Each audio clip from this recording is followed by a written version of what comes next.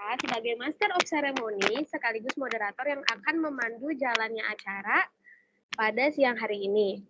Pada podcast kali ini, kita akan membahas seputar pengendalian banjir di Semarang akibat luapan sungai yang akan disampaikan oleh narasumber yang sangat spesial dan ahli di bidangnya, yaitu telah hadir bersama kita Ibu Aliviana Nur Susanti dan Ibu Siti Nurjana.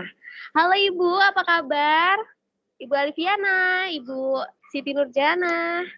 Halo Ibu, salam kenal semuanya. Waalaikumsalam.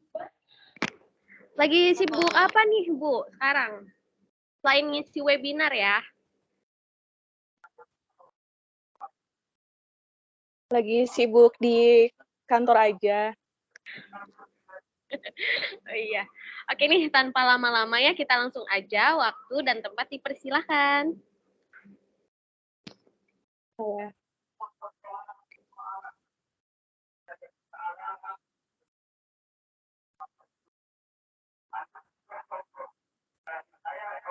Baik, untuk pemateri awal saya akan menyampaikan tentang pengendalian banjir di Semarang akibat luapan sungai. Saya bersama rekan saya nanti ada Ibu Siti Nurjana. Selamat siang semuanya. Semoga kita semua dalam keadaan sehat selalu. Untuk pengendalian banjir di Semarang ini, topik pembahasannya ada pendahuluan, penyebab banjir di Sungai Beringin Semarang, jenis bangunan pengendali banjir, dan perencanaan sistem drainase. Oke, next. Untuk pendahuluan ini, banjir merupakan permasalahan umum yang terjadi di sebagian wilayah di Indonesia, terutama di wilayah padat penduduk. Misalnya di daerah perkotaan, kerugian yang ditimbulkan cukup besar, baik dari segi materi maupun kerugian jiwa. Maka sudah selayaknya permasalahan banjir ini perlu mendapatkan perhatian yang serius. Banjir ini terbagi menjadi dua peristiwa. Ada peristiwa banjir yang terjadi pada daerah yang biasanya tidak terjadi banjir, lalu ada juga peristiwa banjir yang terjadi karena limpasan air dari sungai karena debit banjir itu tidak mampu dialirkan oleh alur sungai atau debit banjir lebih besar dari kapasitas pengaliran sungai yang sudah ada. Untuk biasanya kan kita ini ya, ada yang disebut banjir, ada yang disebut genangan. Untuk perbedaannya ini, banjir ini dia peristiwanya itu karena meluapnya air sungai yang melebihi dari palung sungai. Sedangkan untuk genangan ini, kawasan yang tergenang air akibat tidak berfungsinya sistem drainase yang mengganggu dan atau merugikan aktivitas masyarakat, seperti itu. Untuk klasifikasi perbedaan antara banjir dan genangan ini, untuk banjir ini biasanya skala waktunya itu dia lebih dari 24 jam, sedangkan untuk genangan biasanya airnya akan surut kurang dari 24 jam. Untuk ketinggian air, dia sama-sama lebih dari 40 cm. Dan penyebabnya untuk banjir ini biasanya karena adanya kerusakan di daerah aliran sungai dan alih fungsi lahan. Sedangkan untuk genangan penyebabnya adalah gangguan dari sistem drainase. Untuk kasus yang sedang kita hadapi sekarang ini adalah penyebab banjir di Sungai Beringin Semarang. Penyebabnya itu ada banyak ya. Di antaranya yang pertama itu adalah kawasan Kota Semarang hampir setiap musim hujan mengalami bencana banjir yang pada umumnya disebabkan karena tidak terkendalinya aliran sungai akibat kenaikan debit. Yang kedua, adanya kerusakan lingkungan pada daerah hulu atau wilayah atas Kota Semarang atau daerah tangkapan air. Yang ketiga, seringkali pada musim penghujan, tanggul pada Sungai Beringin tidak mampu menahan debit air sungai, sehingga tanggul tersebut jebol dan mengakibatkan banjir. Selanjutnya ada Kali Beringin merupakan sungai yang secara periodik menyebabkan banjir di kawasan Mangkang, Kecamatan Tugu, Kota Semarang. Karena kawasan Mangkang ini merupakan daerah hilir dari daerah aliran sungai Kali Beringin. Oke, selanjutnya Bisa dilihat di gambar, ini adalah lokasi daerah aliran Sungai Beringin. Secara administratif, daerah aliran Sungai Beringin ini meliputi beberapa kelurahan di Kecamatan Mijen dan Kecamatan Ngalian. Untuk Kecamatan Ngalian ini meliputi Kelurahan Wonosari, Kelurahan Tambakaji, Kelurahan Gondorio, Kelurahan Wates, Kelurahan Beringin, dan Kelurahan Ngalian. Dan Kecamatan Mijen meliputi Kelurahan Pesantren, Kelurahan Kedung Pane, Kelurahan Jatibarang, dan Kelurahan Mijen. Untuk di gambar peta ini bisa kita lihat ya, untuk kawasan Mijen ini dia adalah hulu dari daerah aliran Sungai Beringin. Sedangkan Tugu itu yang dekat dengan laut sehingga bisa disebut dengan daerah hilirnya. Jika di daerah Mijen atau hulunya itu terjadi kerusakan seperti erosi dan tanah longsor, itu bisa menyebabkan banjir di daerah hilir. Karena erosi atau tanah longsor itu ketika terjadi hujan atau curah hujan yang sangat tinggi akan membawa material-material ke dalam sungai sehingga terjadi pendangkalan sungai yang mengakibatkan banjir di daerah hilir. Dan pada prinsipnya kan untuk siklus hidrologi itu diawali dari air laut yang menguap, lalu dia terjadilah awan didesak oleh angin dan terjadi hujan. Nah, hujan itu biasanya alirannya di daerah hulu. Limpasan air yang seharusnya terinfiltrasi ke dalam tanah karena daerah hulunya rusak, maka dia akan langsung mengalir ke sungai. Dan jika sungainya juga tidak mampu menampung air tersebut, maka dia akan keluar dari badan sungai dan merusak, akan menyebar di daerah sekitarnya, seperti itu. Jadi intinya tuh untuk siklus hidrologi itu, air yang berasal dari laut harus kembali juga ke laut, gitu, seperti itu. Oke, selanjutnya untuk bangunan pengendali banjir. Bangunan pengendali banjir ini banyak ya contohnya. Kita bisa menyebutnya ini adalah metode struktural. Untuk contoh-contohnya ada bendungan atau waduk. Bendungan ini adalah bangunan yang berupa urukan tanah, urukan batu, beton, dan dapat pula dibangun untuk menahan dan menampung limbah tambang. Lalu ada kolam retensi atau penampungan. Itu fungsinya untuk menyimpan sementara debit sungai sehingga puncak banjir dapat dikurangi. Atau retention itu bisa diartikan sebagai penyimpanan. Jadi airnya tuh disimpan dulu di dalam kolam retensi. Kemudian ada bangunan pengurang kemiringan sungai. Manfaatnya ini adalah bisa mengurangi kecepatan air. Dan untuk ground seal juga dapat mencegah scoring pada hilir bendung atau pilar jembatan. Okay, next. Ada juga yang disebut dengan retarding basin, yaitu suatu kawasan atau cekungan yang didesain untuk dioperasikan untuk tampungan atau storage sementara. Untuk selanjutnya ada pembuatan polder. Biasanya pembuatan polder itu dilakukan bersamaan dengan sistem drainase. Jadi dia itu adalah sebidang tanah yang rendah dikelilingi oleh embangmen, baik bisa berupa tanah atau urugan atau timbunan, dan biasanya juga ada sistem pompanya juga, seperti itu. Lalu ada penangkap sedimen. Penangkap sedimen merupakan bangunan kecil, dia bisa temporer atau sementara atau dia bangunan tetap yang dibangun melintang di saluran sungai untuk memperkecil kemiringan dasar memanjang sungai sehingga bisa mereduksi kecepatan air. Selanjutnya.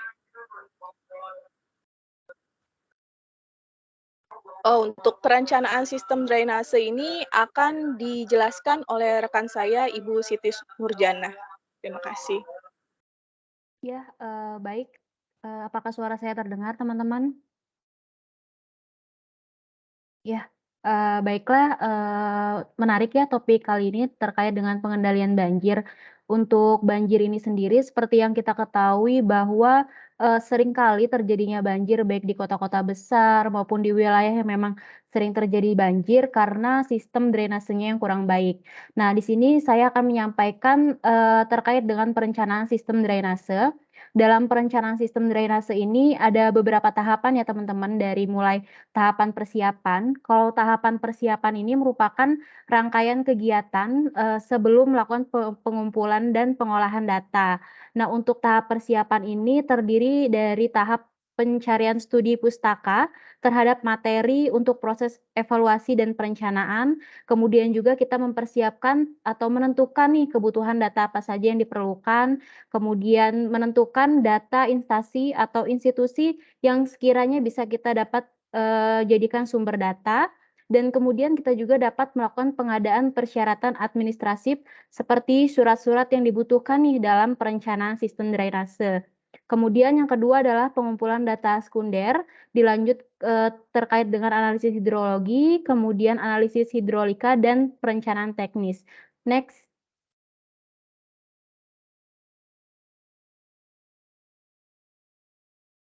Nah, setelah kita melakukan tahap persiapan, kita sudah tahu nih apa saja yang perlu kita siapkan, selanjutnya adalah kita melakukan pengumpulan data. Nah, untuk datanya ini bisa kita peroleh dari data sekunder ya teman-teman.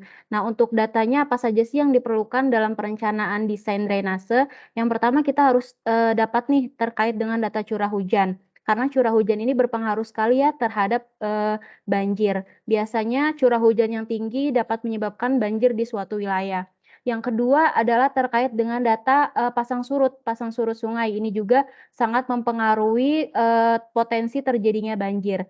Dan yang ketiga adalah kita harus mengumpulkan data tanah nih. Data tanah ini berpengaruh juga terhadap banjir karena, dari karakteristik tanah ini kita dapat mengetahui apakah tanah tersebut memiliki laju infiltrasi yang besar atau justru nilai runoff-nya yang besar. Nilai runoff yang besar ini justru yang akan menyebabkan banjir di suatu wilayah. Yang terakhir adalah terkait dengan peta topografi. Nah, untuk peta topografi ini merupakan peta yang dapat menggambarkan secara visual nih terkait dengan wilayah-wilayah daerah aliran sungai yang akan kita analisa. Kemudian next.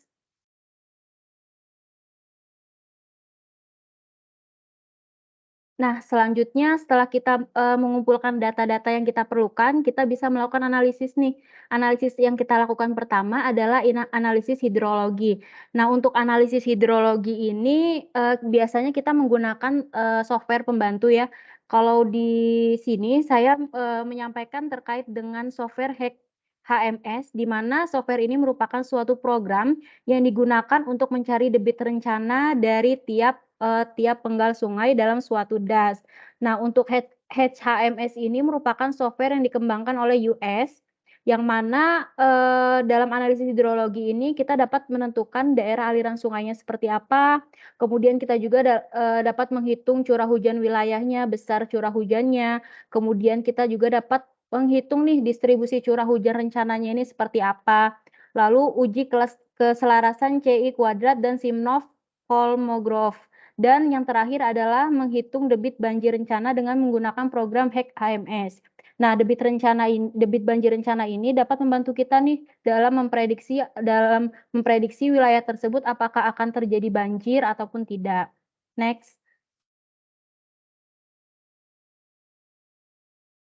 Selanjutnya setelah kita melakukan analisis hidrologi, kita juga dapat melakukan analisis hidrolika nih teman-teman. Nah, dalam melakukan analisa hidrolika ini digunakan program yang berbeda ya dari yang tadi analisis hidrologi.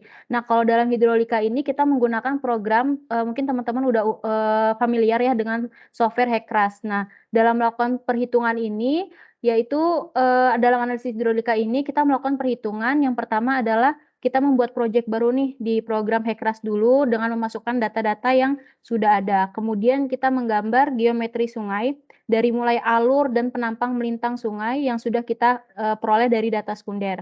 Kemudian kita masukkan juga data debit rencana yang kita sudah peroleh sebelumnya, baik itu steady flow data dan kondisi batas atau boundary condition. Nah, boundary condition ini adalah batas dari daerah aliran sungai yang akan kita analisa.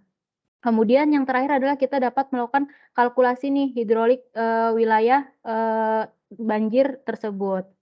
Next.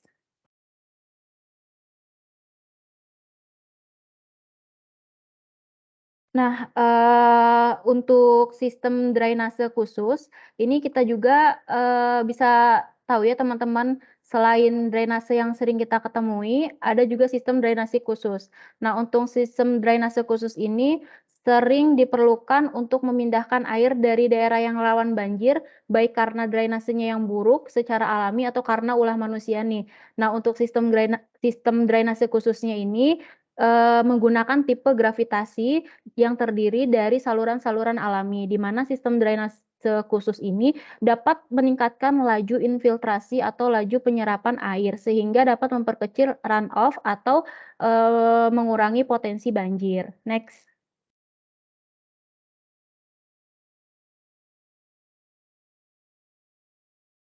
Nah, dalam perencanaan sistem drainase khusus ini juga kita harus mempertimbangkan beberapa segi ya, dari mulai segi topografi. Nah, untuk segi topografi ini kita harus memahami bagaimana karakteristik infiltrasi tanah, kemudian luas daerah yang akan dilindungi.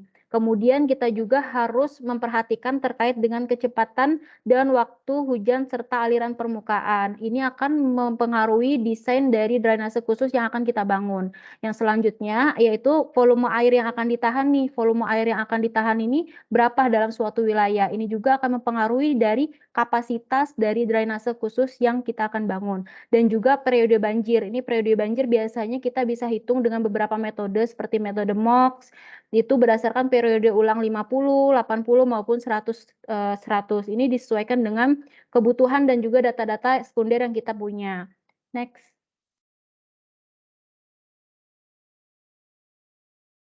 Nah, untuk, pengendalian banjir di Sungai Beringin ini kita, setelah melakukan studi literatur, kemudian kita lakukan pengolahan data, ada beberapa saran yang kita bisa sampaikan untuk bagaimana sih pengendalian banjir gitu, yang bisa kita lakukan.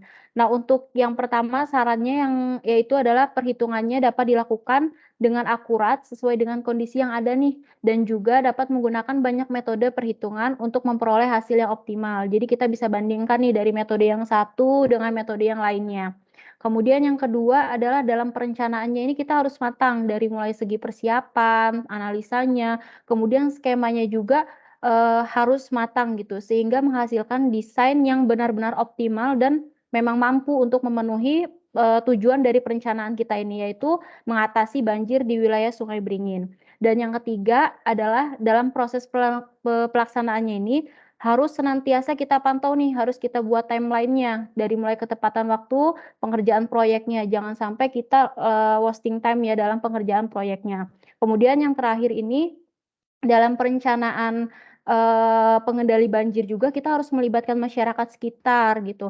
Jadi partisipasi masyarakat dari mulai pembinaan, kemudian pengendalian dan penanggulan terhadap banjir secara intensif dan terkoordinasi secara terpadu. Yang mana dengan partisipasi masyarakat ini dapat meningkatkan kesadaran juga bagi masyarakat bahwa pentingnya adanya ruang hijau dan juga tata guna lahan yang ada sehingga dapat mengatasi permasalahan banjir baik di masa sekarang maupun di masa yang akan datang. Next. Ya, mungkin dari kami cukup untuk materi yang disampaikan. Baiklah saya kembalikan ke moderator. Terima kasih.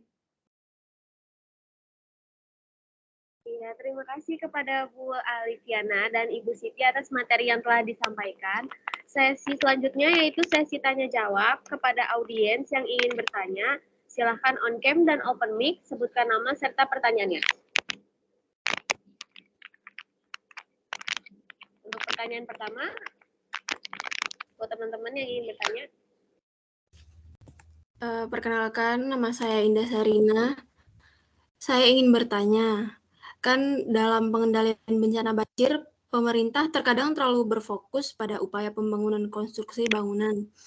Sedangkan upaya konservasi juga sangat berpengaruh pada banjir.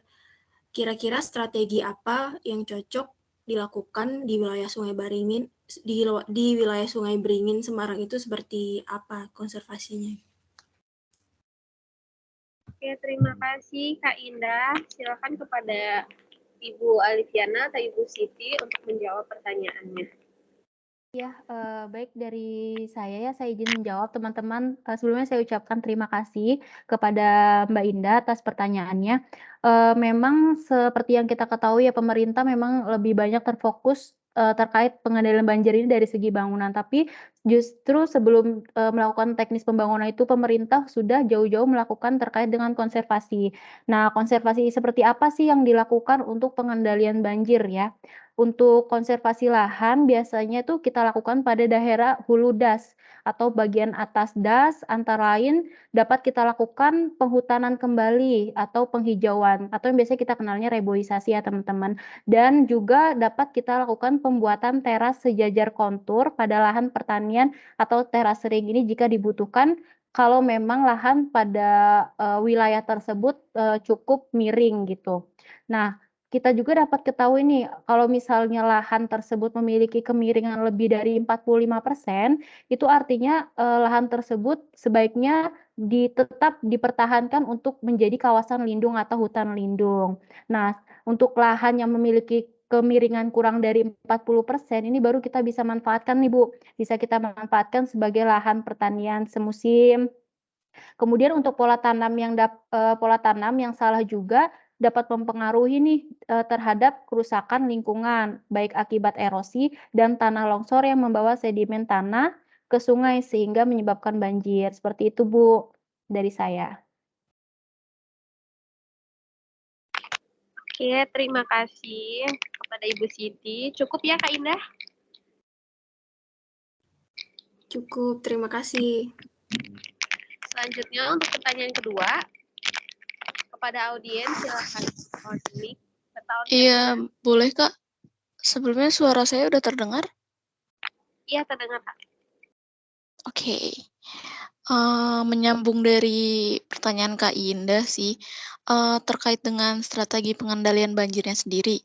Itu kan diantaranya ada yang meliputi upaya pencegahan dan pengendalian saat bencana terjadi ya. Nah, menurut dari Bu Siti dan Bu Alif, ini, apa sih langkah-langkah strategis dalam pencegahan dan pengendalian banjirnya sendiri? Gitu sih, Bu. Terima kasih.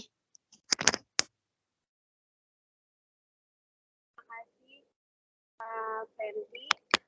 Selanjutnya bisa dijawab oleh Bu Alif atau Ibu Siti.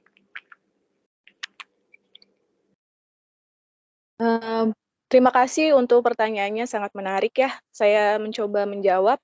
Untuk pencegahan ini biasanya kita menggunakan metode non-teknis atau non-struktural. Seperti yang tadi sudah dijelaskan oleh Bu Siti, pertama kita melakukan kegiatan konservasi di daerah hulu dengan melakukan penghijauan atau penghutanan dan dengan membangun teras ring untuk memperbaiki tata guna lahan yang ada di daerah hulu. Untuk selanjutnya, kita juga membangun atau mendorong partisipasi seluruh stakeholder yang terlibat secara terintegrasi. Juga partisipasi dari masyarakat sebagai pemeran utama dalam proses pencegahan terjadinya banjir ini sangat dibutuhkan.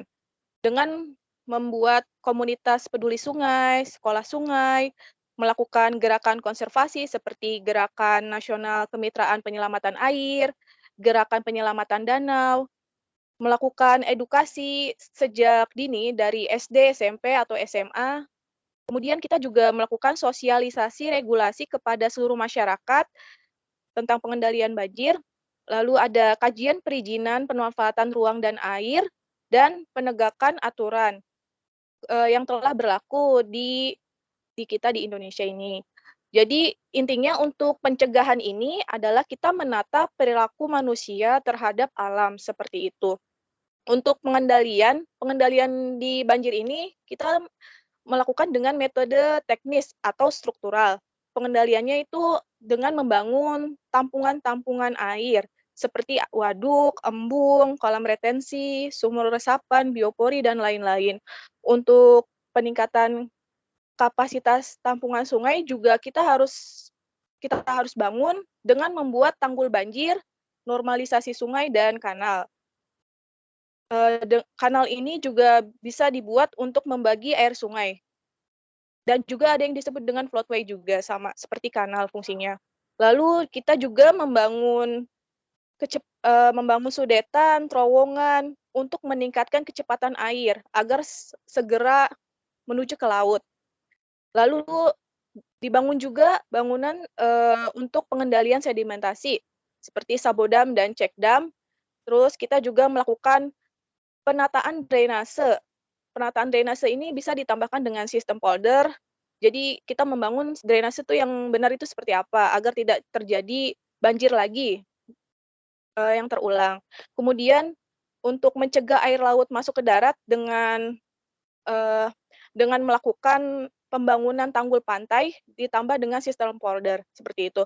Jadi intinya itu untuk tahap pengendalian ini kita tuh menata perilaku air yang membutuhkan ruang. Jangan sampai air itu tidak tertata jadi malah merusak yang ada di sekitarnya seperti itu.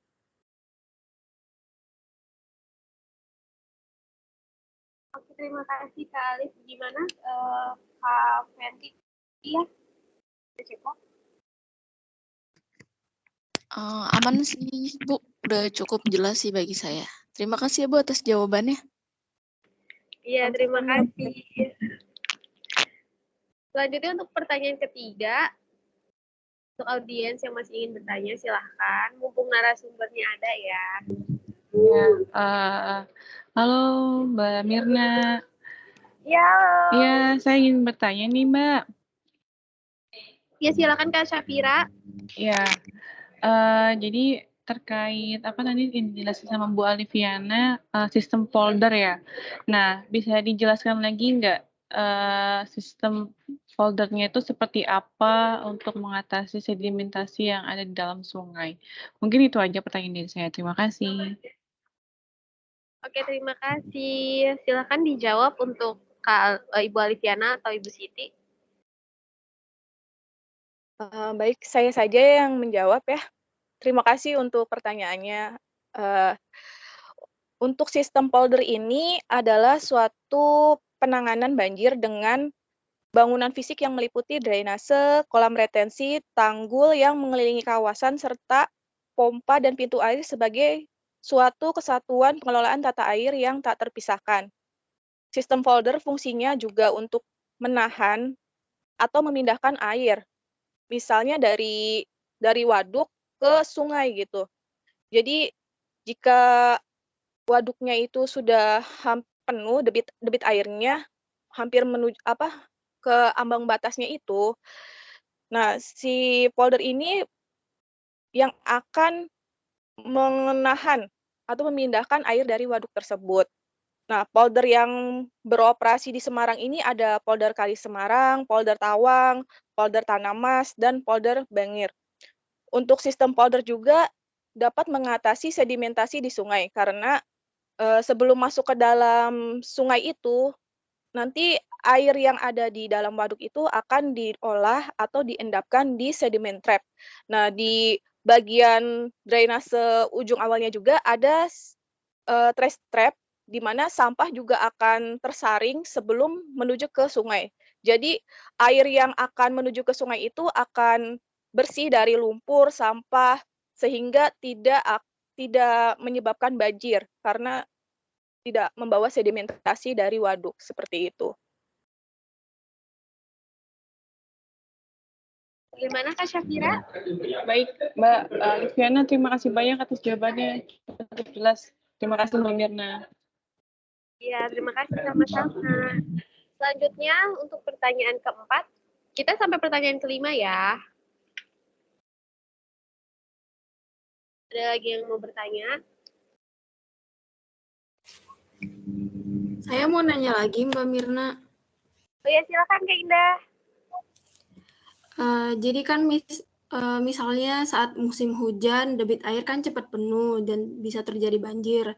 Dan saat musim kemarau malah air di sungai jadi surut gitu. Itu bagaimana cara mengatasi sungai supaya memiliki sedimentasi? Bagaimana mengatasi sungai yang memiliki sedimentasi tinggi dan fluktuasi yang tinggi? Oke, silakan Ibu Siti dan Ibu Alfiana untuk menjawab. Ya, baiklah ini saya izin jawab ya pertanyaan dari Mbak Indah. Nah, untuk sedimentasi yang tinggi pada sungai itu memang dapat meningkatkan resiko ya, resiko banjir di suatu wilayah. Nah, itu untuk sungai seperti itu tuh biasanya kita sebut sebagai sungai tipe intermiten, yang mana di saat musim hujan akan membawa sedimen yang banyak, namun ketika pada saat musim kemarau itu sungai tersebut kering atau tidak ada air. Nah, artinya di daerah hulu ada sesuatu yang kurang baik atau tandus. Nah, untuk cara jangka panjangnya ini yang bisa kita lakukan untuk mengatasi hal tersebut adalah dengan pengendalian non-struktur ya Bu, seperti yang tadi kita jelaskan, seperti reboisasi di daerah hulu, yaitu yang dapat menormalisasi fungsi daerah hulu, sehingga nilai runoff atau aliran permukaan dari suatu sungai itu menjadi kecil, namun laju infiltrasinya dapat besar, sehingga dapat memperkecil resiko terjadinya banjir. Nah, untuk jangka pendeknya ini kita bisa bangun bangunan pengendali sedimen atau biasanya itu bangunan sabodam atau check dam.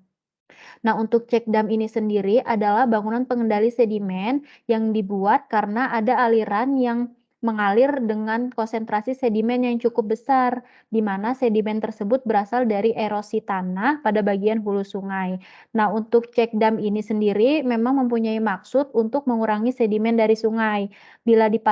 Untuk check dam ini bila dipasang berseri, maka dapat menurunkan kemiringan dasar sungai dan dapat mengakibatkan kecepatan aliran dasar sungai menurun, sehingga potensi terjadinya banjir akan semakin kecil. Begitu, Bu.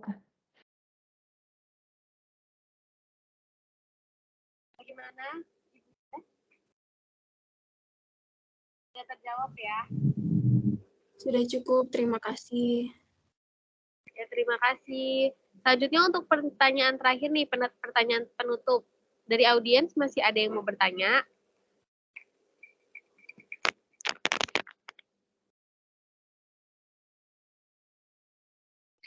Silahkan open cam dan open mic ya.